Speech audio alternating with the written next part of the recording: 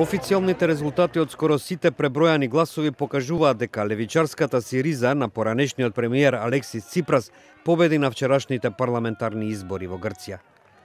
Ципрас се враќа на премиерската функција откако неговата партија Сириза победи на изборите и доби јасен мандат да ја води земјата до излез од тешката економска криза.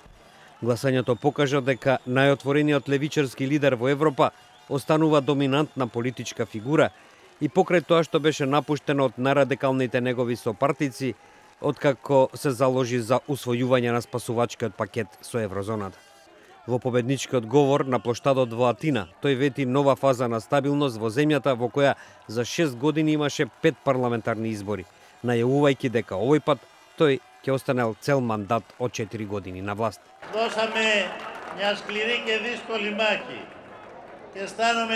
Имавме тешка и тврда битка и денес чувствувам дека таа беше оправдана бидејќи грчкиот народ ни даде јасен мандат да продолжиме да се бориме внатре и надвор од земјата за да ја зголемиме гордоста на нашиот народ, изјави Ципрас додавајќи: денес во Европа Грција и грчкиот народ се синоними на отпор и достоинство. Првата задача на Ципрас по формирањето влада ќе биде да ги убеди кредиторите од Европската Унија дека биле направени доволно чекори за обезбедување на следната транша од финансиската помош. Тука секако ќе биде и неопходноста од справувањето на Грција со бегалската криза, откако оваа земја стана главно место за влез на десетици илјади луѓе кои од Блискиот исток бегаат за Западна Европа.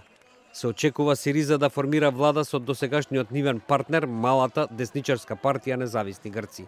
Според скоро сите пребројани гласови, Сириза доби 35,5% од гласовите и ќе има 145 пратеници во парламентот, во кој има 300 пратенички места. Незиниот ривал, конзервативната Нова демократија, доби 28%, односно 75 пратенички мандати.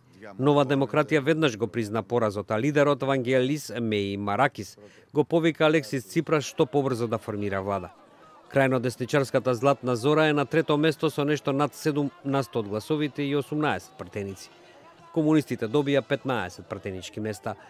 Околу 9 милиони и 800 илјади грци со право на глас излегоа на изборите за нова влада, која треба да го спроведе спасувачкиот пакет од 3 години, што парламентот го одобри во минатиот месец. Тогаш оставка поднесе премиерот Ципрас, кој побара воредни избори по 7-месечните преговори со странските кредитори. Тоа беа трети избори во Грција во оваа година.